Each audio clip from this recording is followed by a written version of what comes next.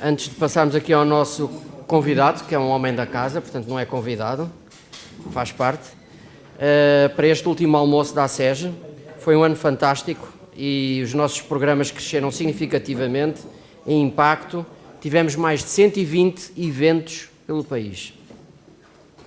Aqui em São Nicolau tivemos debates muito marcantes com o Ricardo Zósimo, Alexandre Relvas, Margarida Couto, Guilherme Magalhães, João Talone, Dom Rui Valério, Armindo Monteiro e agora este nosso último, em que temos connosco o nosso Ministro da Economia. E é um enorme privilégio podermos fazer parte desta comunidade que nos inspira, que nos motiva a fazer mais e estarmos entre empresários e gestores que procuram, com o seu trabalho, transformar o mundo e viver a sua vocação de líderes empresariais. Na ACEG acreditamos que o sucesso da economia, mais do que o sucesso, o contributo para o desenvolvimento do país, desenvolvimento económico e desenvolvimento social, não é apenas medido em número, mas em valor e em impacto para todos os stakeholders. E é nisso que acreditamos e é nisso que temos nos esforçado. E que as empresas marcam a vida das pessoas, das famílias e a vida das comunidades onde estão inseridas. Algumas notas sobre os programas. Continuamos no nosso programa Empresas Familiarmente Responsáveis, em que em 2025 envolverá 100 empresas com mais de 60 mil colaboradores. Jorge, temos que medir o número de famílias, ok? No semáforo, programa semáforo de erradicação da pobreza nas empresas, que também continua a evoluir significativamente, a promoção da ética e dos critérios ESG e o nosso programa, também engasguei, compromisso aqui perante o Ministro, o compromisso de pagamento pontual, que está em pleno período de renovação e que já reúne mais de 2.500 empresas.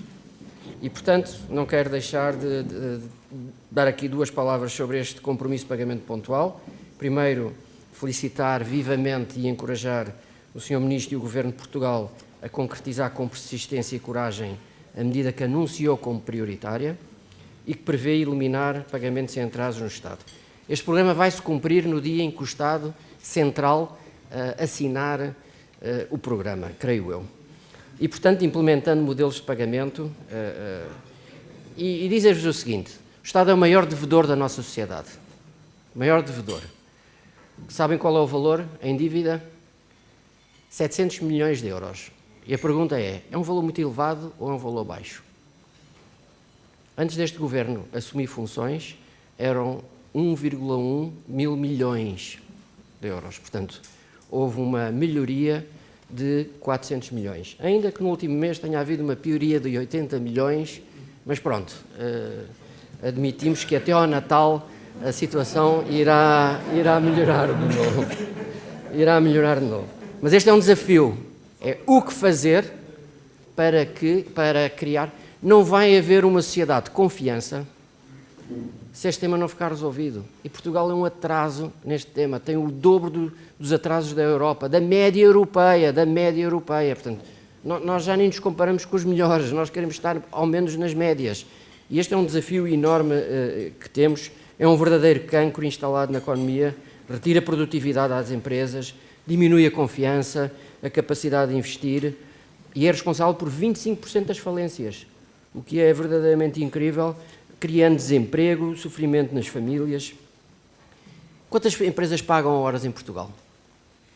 18%. Poucas. Imaginem 18% da sala e olhamos para todos os outros que não pagam a horas.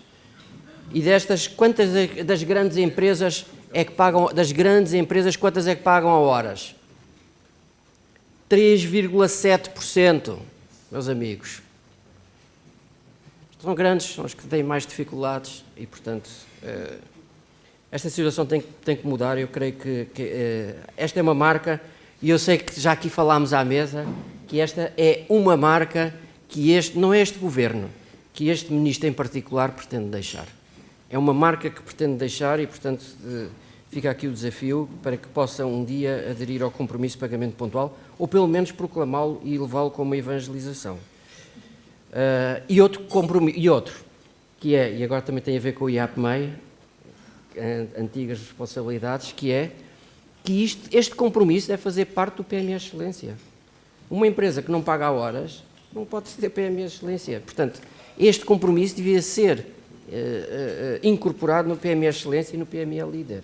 Portanto, como exortar a que os empresários e gestores cumpram com isto. Meus amigos, muito gosto de termos connosco o nosso Ministro da Economia, que é um amigo que conhece bem a SES, conhece a sua motivação, vive por dentro e por fora esta realidade, em unidade de vida, e é um exemplo para nós na disponibilidade e na forma como assume esta responsabilidade de promover o bem comum e de anunciar este bem comum e levá-lo como político, como ministro, como líder empresarial, como gestor público no passado. Muito obrigado pela generosidade de estar aqui. Muito obrigado. Hoje é um encontro particularmente exigente, primeiro por estar aqui à SES, por ser na SES e aproveitar para cumprimentar, através do Padre José Pinheiro e de toda a direção da SES, a associação, mas acima de tudo os muitos amigos que estão aqui, e depois ainda reforça, vai estar cá a minha mulher, está cá o meu irmão, portanto, correndo mal é uma chatice. Eu talvez começasse por esse ponto e dividiria a minha intervenção em duas. Não posso deixar de dar uma panorâmica breve, espero que não cansativa, certamente não exaustiva, do que nos move no programa económico, e depois uma segunda parte de como é que isso declina no nosso propósito. Mas começando, pegando aqui na ponte do que foi dito, começando justamente por esta chamada para a ação. Estivemos aqui a conversar e isso talvez permita inclusivamente enquadrar a intervenção. A maneira como nós vemos é justamente que é importante trabalhar para os resultados, focar na execução em parceria. Portanto, comentava que tão antigo como a história de Portugal e com as suas fronteiras é uma certa dependência do Estado. E o que se pode talvez procurar fazer no mundo diferente que queremos e que é urgente a fazer acontecer é começar por dignificar todos os parceiros sociais e económicos para trazer à solução conjunta. E eu acho mesmo que isso é a chave da perenidade das medidas e da sustentabilidade das políticas. E talvez começar aí pelo mais fundo. Acho que o convite que deixo desde já à SES, não vá depois a intervenção levar por outros caminhos, é o que temos, como construímos muito o programa Acelerar e como constelar, vejo aqui pessoas que tiveram que participar e que aproveito para agradecer o contributo, e como estamos todos os dias, que é ouvir e depois pedir para nos ajudarem-nos a ajudar-vos. E isso constrói-se com dois aspectos. Primeiro, uma atitude. Segundo, um programa concreto, porque senão ficamos nas intenções. Isto é um país de diagnósticos e de intenções, quando o desafio do tempo é da ação, e não é só pela urgência da intervenção, do que se passa lá fora e do que Portugal não pode mais esperar, e também um compromisso. E isso é feito com o quê? Na prática, com dois aspectos muito simples. Com um caderno de encargos, como eu costumo chamar, ou um roadmap, como quiserem, e um compromisso do Ministério da Economia de trabalhar isso convosco.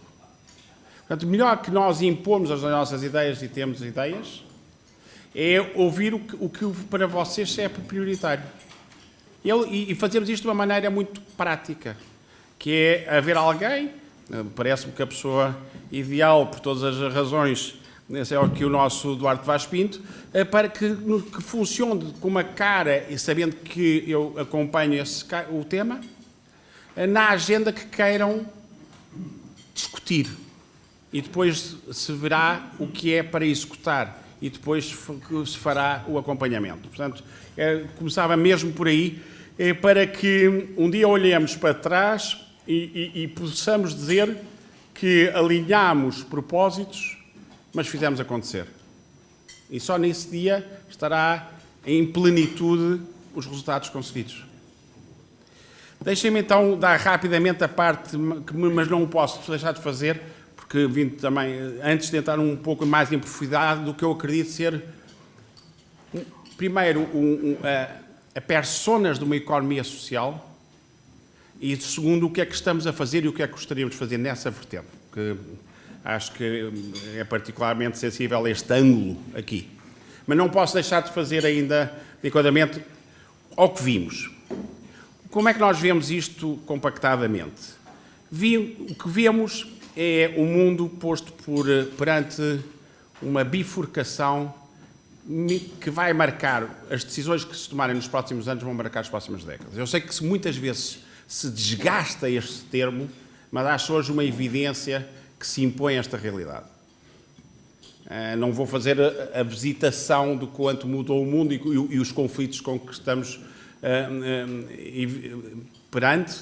com que estamos confrontados, do impacto que isso tem sistemicamente na economia. Não vou deixar aqui o ponto de vista de como é que me parece que podem haver caminhos de mitigação, se não solução, pelo menos que sejam de mitigação, e como é que também há cenários que vão para além do cenário mais negativo.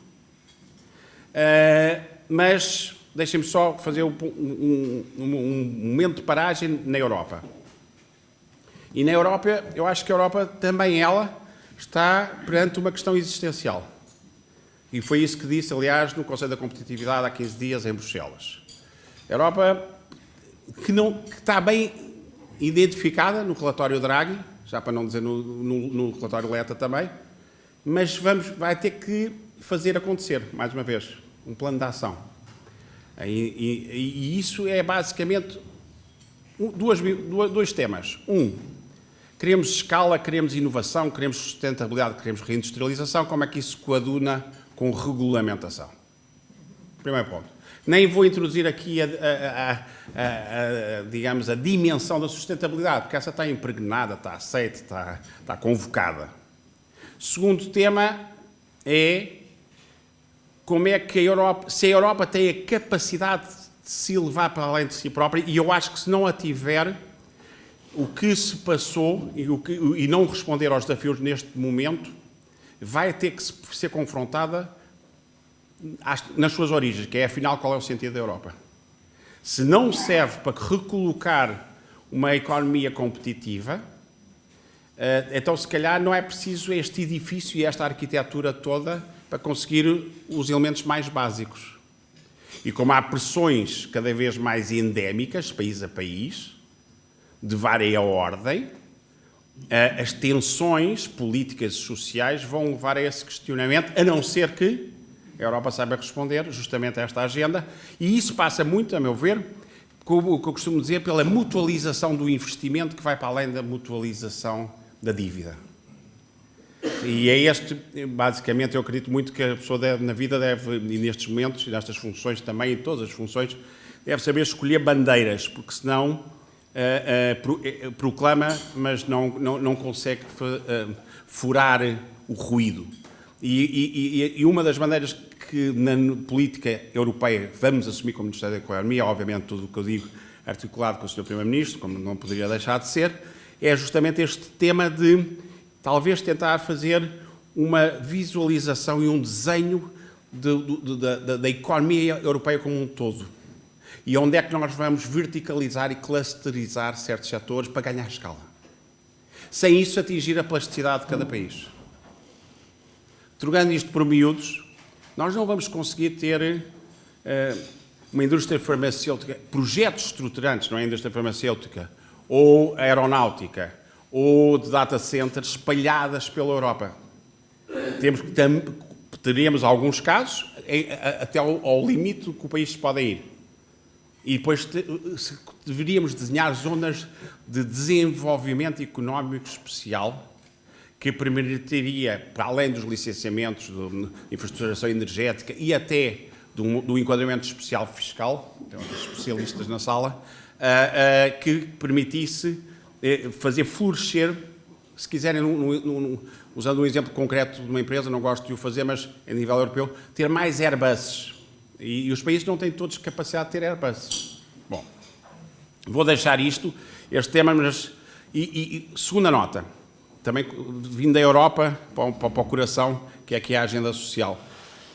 Portugal, neste momento, posiciona-se bem na captação de investimento. Porque sempre foi uma plataforma estratégica e neste momento é vista como um porto de abrigo. E como dizemos, no absoluto e no relativo. O absoluto já lá vou, porque tem a ver muito penso que a mensagem que vamos passando aos investidores, mas no relativo, os investidores de todos os países, de todos os continentes, incluindo e começando pelos europeus, dos próprios países que estou a comentar, olham e veem alguma instabilidade política em Espanha, olham e veem alguma necessidade da Alemanha se confrontar consigo própria em termos de desafios, e que não é só da energia, e não é só da fileira automóvel, vai mais longe, vai inclusivamente até a eficiência da própria administração pública, a digitalização da economia. Quem acompanha a Alemanha sabe isto bem. A França neste momento, abriu-se um pouco a caixa de Pandora.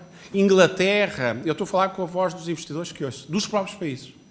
Inglaterra tem um orçamento que, na prática, passa a ter efeitos a partir de março, abril, quase pode gerar um efeito tipo Brexit, porque taxa forte e violentamente as heranças, os ativos, os rendimentos. E depois olham para Portugal. E olham para Portugal, não vou aqui fazer o pitch de Portugal, porque estou em casa, mas acreditem que vem uma série de argumentos e vem uma atitude. E aqui entrava já agora no segundo ponto. O que é que nós vimos? Primeiro, vimos com um ímpeto reformista. O país precisa, a economia pede, o tempo urge. E justamente o facto de ser construído em cima de uma maioria menos robusta, impele a ação, acreditem.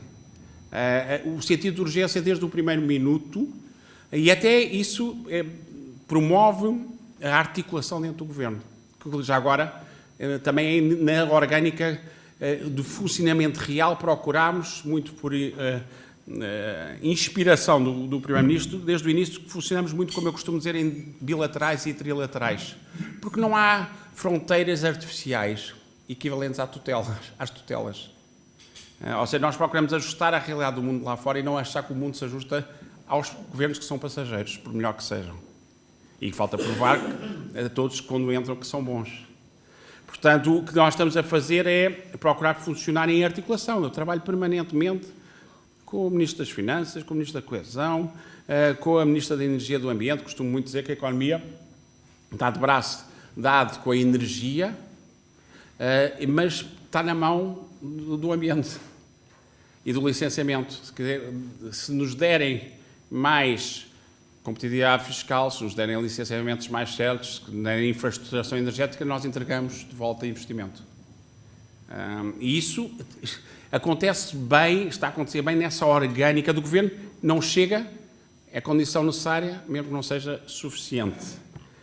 Depois temos um foco no crescimento sustentável.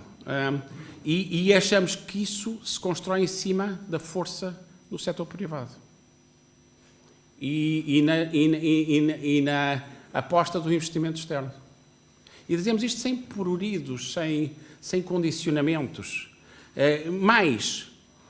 sequer sem aridezes tecnocráticas, porque estamos mesmo convencidos que é o caminho certo para a construção de uma sociedade equilibrada e para a reativação do elevador social e para até uma abordagem humanista. Isso só se consegue criando riqueza. É preciso afirmá-lo, é incrível que seja preciso afirmá-lo, mas é. E depois há que tratar da distribuição, equitativa e, nomeadamente, acorrendo a quem mais precisa. Mas não vejo, nem na história, nem na geografia, nem olhando para trás, nem olhando para o lado, outros modelos que tenham funcionado que não tenham virtuosamente construído a criação de riqueza como um caminho para sociedades equilibradas. Portanto, muito por isso, e vou acelerar e deixar, muito por isso, nós viemos com uma agenda de renovação das instituições, de redução de impostos, de combate à burocracia e mais uma vez, de emparceiramento, nomeadamente com o setor privado e com o terceiro setor. Na economia, havia muito que eu poderia dizer, mas deixem-me só escolher um caso, talvez, que é a reativação da diplomacia económica. Portugal tem um espaço próprio que é tão mais conseguido quanto mais se abrir. E isso não se faz por anúncios, isto faz por implementação de uma estratégia continuada no tempo, consistente e ao mais alto nível, e articulada. E é isso que nós estamos a procurar fazer. E muito por isso eu tenho como propósito para destacar uma parte importante do meu mês, tenho a quantificação, mas não a verbalizo, porque depois tudo depois ganha vida própria todas as frases. Mas é importante ir ter com os investidores. E já agora, a captação de investimento hoje em dia não é sequer feita por identificação de países e de mercados, é já o one-to-one, é player a player, é empresa a empresa. Com sentidos diferentes. Há casos que é para fechar cadeias de valores, há casos que é para atrair outros investimentos, há casos que é para densificar clusters, há casos que é para acelerar outras tangentes, e aí cada caso seria um caso. Portanto, dar só nota, se pudesse deixar em termos de Ministério da Economia, o que é que nós andámos a fazer estes meses? Certamente que a nossa prioridade não foi aparecer, foi começar a fazer. E para começar a fazer é preciso perceber. Portanto, e concentrámos-nos em, primeiro, avaliar as instituições e refrescá-las. Já agora, recuperando algo que não nos deixamos enredar, que é o condicionamento de considerar-se que mexer em equipas é partidarizar. Mexer em equipas é alinhar e assumir responsabilidades. Nós, a partir do momento que as escolhemos, assumimos resultados e comprometemos-nos com posturas. Mas não abdicamos de poder escolher as pessoas que entendemos que são as certas no momento certo. E, obviamente, dentro de princípios e transparências que hoje em dia são fáceis de validar, que são os percursos profissionais, que é a idoneidade pessoal, que é a experiência acumulada. Depois também concentrámos em colocar cá fora o programa Acelerar, que procura, não é exaustivo, mas é um compromisso, e é uma quantificação, e é uma calendarização, e é uma visualização de algumas das ferramentas que nós consideramos importantes. Não é sequer o definitivo, no sentido em que, tenho dito, e o Ministro das Finanças também o tem afirmado, dentro de umas semanas apresentaremos um outro pacote da área da simplificação fiscal e por aí fora, porque é mesmo assim, porque isto funciona como um puzzle e acontece como por vagas. É essa a dinâmica das economias e nós procuramos ajustar. Também nos procuramos, na prática, reativar a diplomacia económica e na captação de investimento e lançar e concentrarmos em 2 ou 3 pontos que desgastam mais ou há uma percepção maior das empresas que não tinham resposta. Que há alguns nos que eu disse e outros não, mas claramente percebemos o quanto é preciso acelerar o PRR e o 2030, percebemos o quanto era preciso dar um sinal e é preciso dar um sinal em termos da competitividade fiscal, percebemos o quanto o Banco Fomento, os IAPMEIs, não estavam a ter a operativa necessária, já para não dizer estar clara a sua razão de ser. E, portanto, fomos lá atuar. E depois toda esta articulação que disse intergovernamental. Portanto, eu por aqui fico nesta primeira parte para entenderem um pouco ao que vimos e onde estamos. Segunda, deixa-me entrar no tema da economia social. Primeiro, como é que nós vemos a economia nesse sentido? Eu considero que, primeiro, a economia é instrumental. Deixa-me começar por aí. No sentido que a economia está ao serviço de um bem maior. Dignidade, da justiça, da felicidade e do bem-estar, da paz, que tão atual isso, e da inclusão. Portanto, a economia é instrumental. A economia não é um fim último. Segundo, acho que a economia, cada vez mais, ainda por cima hoje, tem que ser inclusiva. Quer dizer, a economia no sentido lato do ecossistema, tem que ter o cuidado de não abandonar e a prioridade de resgatar. E faz isso na prática como? Ajudando e requalificando, que é algo já agora que está muito dentro do perímetro da economia. Acho que a economia deve procurar ser libertadora, no sentido em que o trabalho é libertador. Na esfera individual, porque a quem falta ao trabalho não tem equilíbrio e atinge a sua autoestima. Na esfera social, porque é pela economia que se promove um desenvolvimento integrado e a tal mobilidade social. Já para não falar na esfera quase existencial dos valores, no tema filosófico, mas aí também não vou entrar aqui certamente para não vos maçar. A economia também tem que ser responsável, ou seja, aí estamos promovendo equilíbrios. E isso estamos a procurar fazer muito com o ambiente, com o tema... deixem-me só dizer, no sentido da economia, do preservar, do proteger, do regenerar, do renaturalizar, que não haja um custo tão elevado, uma externalidade tão grande entre o consumir e o produzir. E acho mesmo que, mesmo quando estamos a trabalhar o pipeline de investimento, para não passar de repente de uma coisa para outra, mas a vida é mesmo assim, o facto de vermos e apostarmos muito no cluster azul e no cluster verde vem responder muito a esta matéria. Porque a pessoa pode dizer, mas como é que isto na prática impregna ou é consequente? É porque nós o facto de não termos uma visão dirigista do Estado, não queremos escolher empresas, não queremos pré-definir campeões, não queremos certamente assumir favoritos, não quer dizer que não se tenha política económica e que não se tenha uma leitura estratégica em profundidade. A economia também tem que ser cuidadora e zeladora, no sentido de chegar aos mais frágeis, aos mais necessitados, aos mais dependentes. Tem que procurar ser uma biciatriz, uma tangente com as outras áreas, com a educação, nomeadamente de saúde, segurança e habitação.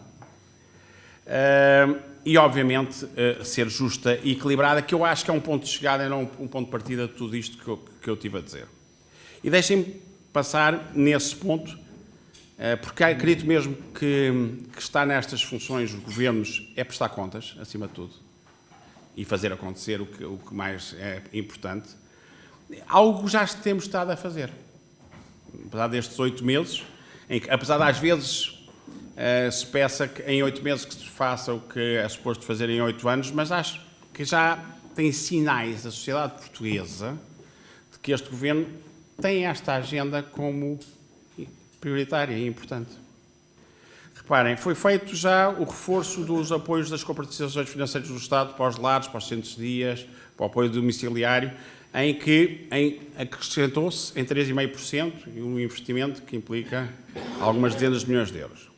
Foi assumido pelo Governo a gratuidade dos medicamentos para os idosos, para os pensionistas e para os reformados, que chega a 140 mil beneficiários do CSI. Foi tratado pelo Governo o suplemento extraordinário para pensionistas, assumido, entre os 100 e os 200 euros. Foi feito, eu acho tremendamente importante, o alargamento do universo dos cuidadores informais. Que só quem não vive estas realidades ou quem não passou por situações na vida é que pode achar que é lateral. É tremendamente importante.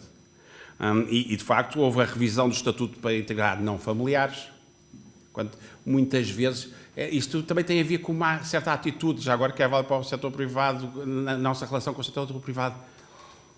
Só se constrói em cima de confiança. Se nós partimos do princípio, obviamente não deixando espaço a ingenuidades, a romantismos, mas, e ser informado, mas se caminharmos para agendas de coesão social, com uma atitude de desconfiança, não se chega a lá nenhum. E, portanto, eu estou a referir isto, porque lembro bem das discussões destes pontos em Conselho de Ministros, no bom sentido, e discussão no sentido de não havia contrário, que é, nós temos que fazer diferente e não podemos assumir que os não familiares são esquemas para se conseguir buscar um subsídio. Não é. Deve ser exigente e deve ser imperdoável os abusos. Mas a base de contratualização social tem que ser com base na confiança. E já para não dizer o reforço do subsídio em mais de 51 euros para 560 euros. Depois, uma temática importante, mais do que o acordo que fizemos na concertação social, e acompanhei essas negociações com a senhora Ministra da Segurança Social e do Trabalho, gostámos particularmente de colocar, para além do aumento do salário mínimo, que já agora é uma questão, não é só uma questão de dignidade, é uma questão até de posicionamento económico.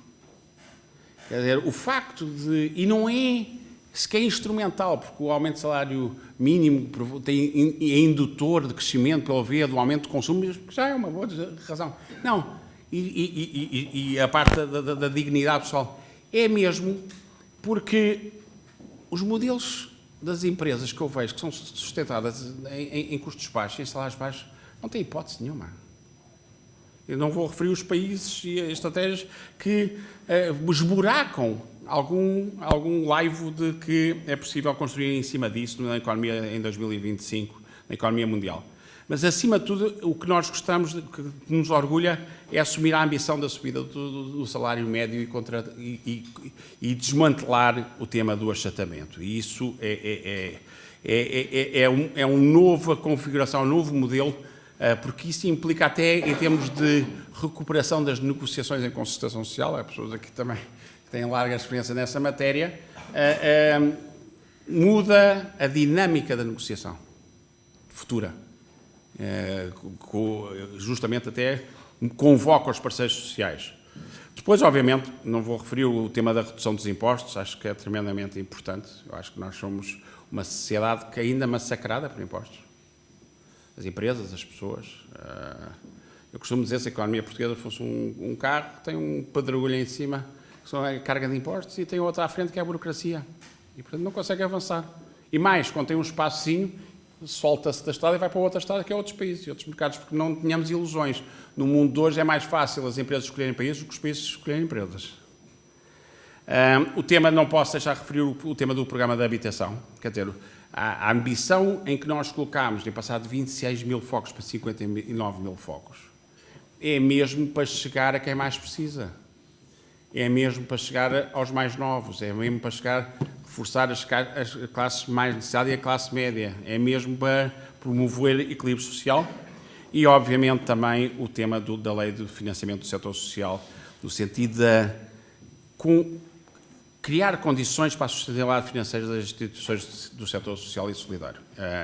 E ajustar já agora, mais uma vez, cada caso é um caso. Isso está lá dentro da nossa rejeição de sermos dirigistas. Quer dizer, o respeito pela diversidade é um indicador do não dirigismo. E, portanto, nós procuramos e queremos graduar mais que há diferentes tipologias de respostas, que há custos reais diferentes por cada utente e que há níveis mínimos de retribuição garantida. Deixo o último tema, o último ponto que queria referir, que é o tema da... Eu já não... Há aqui toda uma temática que só deixo aqui alinhada, que é o que eu chamo de democratização do crescimento. Isso é uma maneira, a meu ver, também de ajudar os empreendedores, porque quem não consegue manter a gente nova não tem futuro. E se não tiver futuro, não penso que estamos só a perder os mais novos, estamos a não cuidar dos mais velhos, portanto isto tudo fragmenta-se. E, portanto, só para terem uma ideia, nós estamos a reforçar os votos nas startups, nós demos num programa a acelerar, estão lá medidas dentro com os benefícios do IRS para quem fizer aumentos até 20% do capital social das empresas. Nós retirámos o regime de exclusividade para investigadores e docentes para poderem participar nos órgãos sociais e terem cotas nas startups, nas pequenas empresas, que é justamente para deixar respirar a energia da economia. E, obviamente, o tema do pagamento a 30 dias. Aliás, hoje aqui há Sérgio e o Jorge a falar há anos e muitíssimo bem dessa matéria.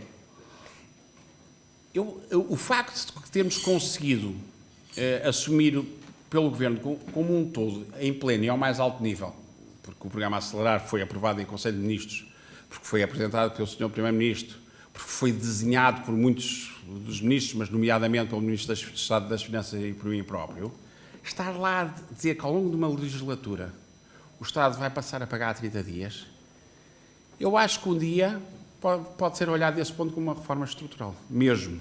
E vocês melhor que ninguém sabem. É isso. Ou seja, não preciso de vender porque é que acredito que é profundamente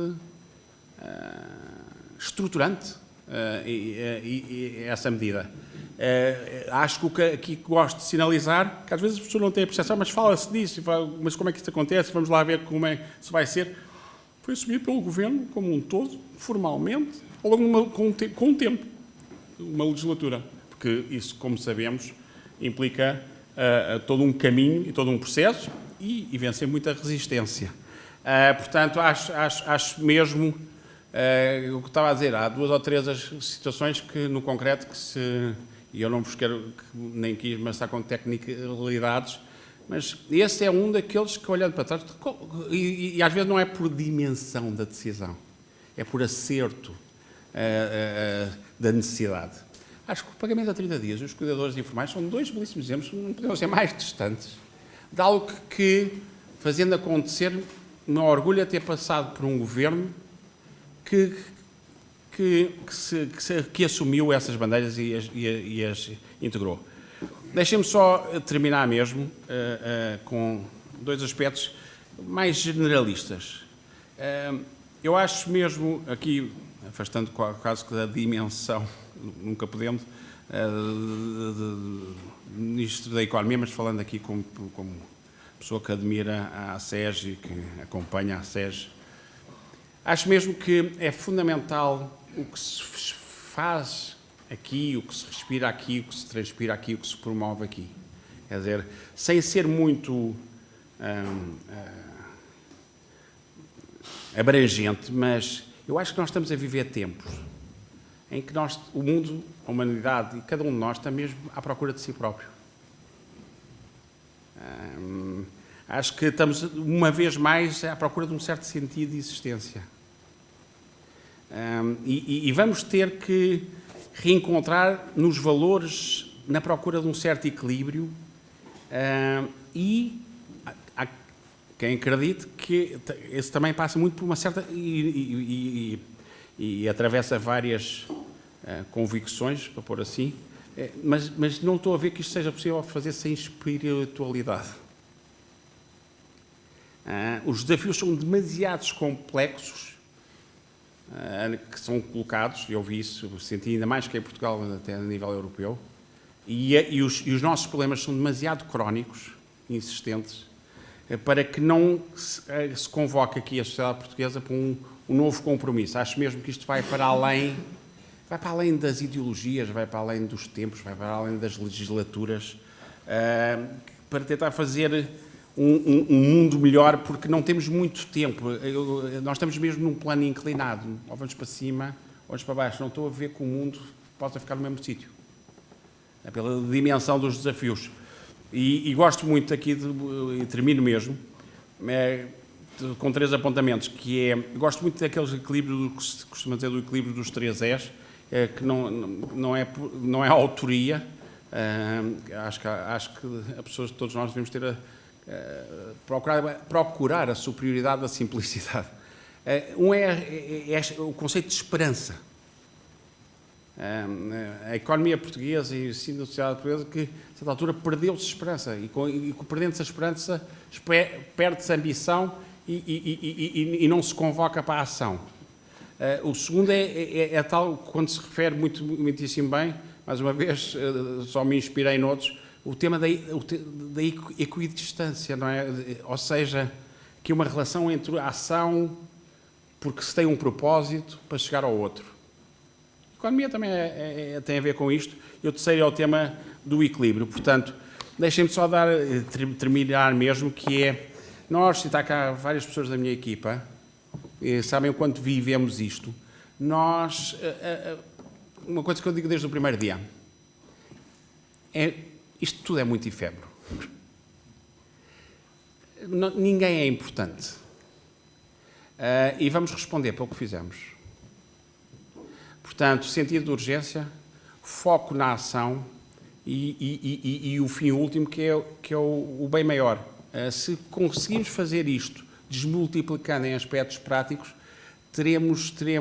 terá feito sentido passarmos por isto, que já é tão violento e às vezes tão ingrato, mas também, ao mesmo tempo, é o supremo propósito e são as funções mais nobres que, às vezes, a vida, o destino, Deus, como quiserem, sem ferir nenhuma sensibilidade, nos dão a oportunidade de passar ou de contribuir. Obrigado, era bem. Muito bem. Agradeço a pergunta e acho que é a questão certa. Às vezes as pessoas tendem a encarar as perguntas como uma desconstrução das teses. Eu acho que é um enriquecimento da síntese. Ponto 1. Para mim é claríssimo o que é preciso fazer. Dá 3 ou 4 notas sobre a pergunta. Primeiro é claríssimo, em termos já não vou entrar pela diplomacia económica. Energia, licenciamento, talento, fiscalidade. E qualquer destas é possível desmultiplicar e estamos a trabalhar nelas. Só para não parecer que estamos em generalidades. Primeiro, incentivos, fiscalidade. E não vou ao IRC, que gostaríamos de ter ido mais longe, mas... e não vou aos Participation Exemption, que já foi chumbado, mas... incentivos financeiros. Nós, quando chegámos, eu encontrei muitos projetos de investimento e investidores a contar com uma certa expectativa, mas a faltar uma cativação orçamental e uma aprovação da Comissão Europeia. E nós fechámos os projetos, o regime de incentivo aos grandes projetos de investimento, nomeadamente, obviamente, todos com o carimbo sustentável, e hoje temos ativado, que não tínhamos, uma linha, já não digo de 750, dos 1.000 milhões, que nos permite, é o nosso IRA, como eu costumo dizer, ou seja, que nos permite colocar nesses projetos incentivos até 50, 100, 150, 200 milhões. Não tínhamos esse poder de fogo. Não estava operacionalizado. Portanto, como é que é possível? É com mais incentivos, não tenho dúvidas nenhuma, mas isto é um jogo de incentivos para captar investimento e de desburocratização e de agilidade. Segundo, e é verdade que, a nível de energia, nós temos, ainda por cima, temos na nossa mão o fecho da equação, ou seja, temos muitas situações, grande parte dos projetos hoje em dia são eletrointensivos.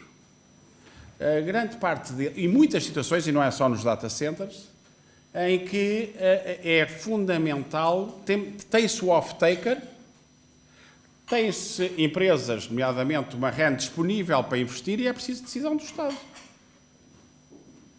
E não podemos querer, quer dizer, apesar das baterias terem que subir ao mesmo nível, a procura e a oferta, mas há aí um certo ponto, há aí certos momentos em que cabe ao Estado ter a coragem de assumir posições e decisões.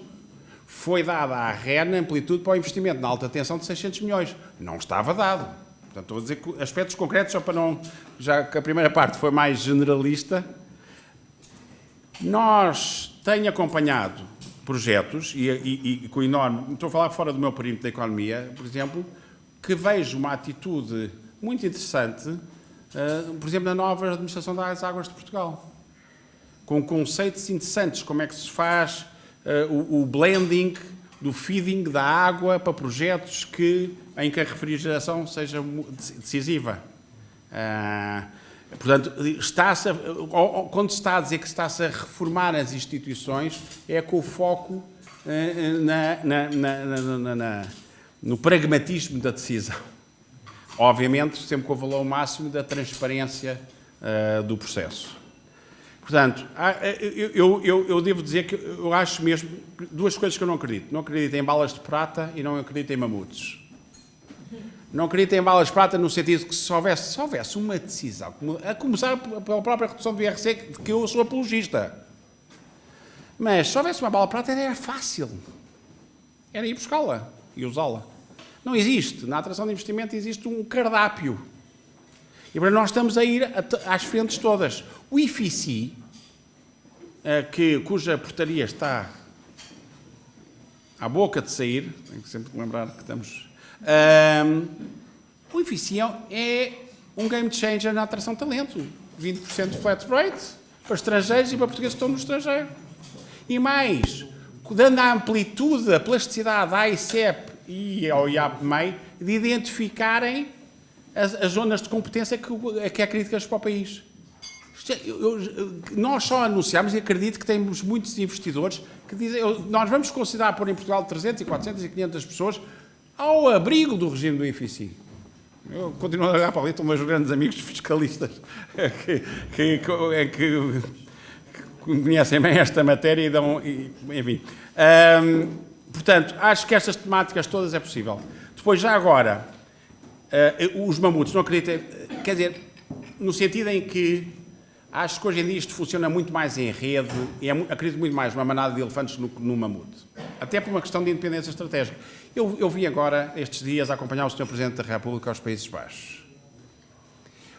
Estive sentado à mesa, e oficial, com grandes investidores, grupos de uma dimensão brutal holandesa, Países Baixos, em que estão mesmo interessados em vir, por exemplo, investir cá, porque na indústria e até na construção, por exemplo, de um cluster, é pena que seja preciso, mas vamos ser realistas, da defesa da aeronáutica e que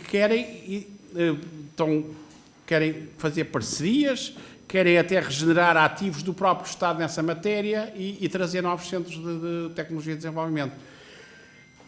O tema do automóvel, e também não resistindo a entrar, mas só para dar nota, eu não sei se têm a percepção, mas Portugal, a cadeia de valor, o jogo da competitividade faz-se muito pela verticalização. Nós temos, neste momento, interessados em investir em Portugal, nos módulos todos, ou seja, na extração do lítio, na lavaria, na refinaria, nas baterias, até numa fase prévia, que é a dos cátodos, grandes gigantes mundiais, nas componentes automóveis, e lutaremos pelos veículos elétricos. Portanto, atenção, acho que o mundo é desafiante, o momento é difícil, não quero nada passar... Eu não quero passar uma mensagem de otimismo infundado. O que eu rejeito é um pessimismo antecipado.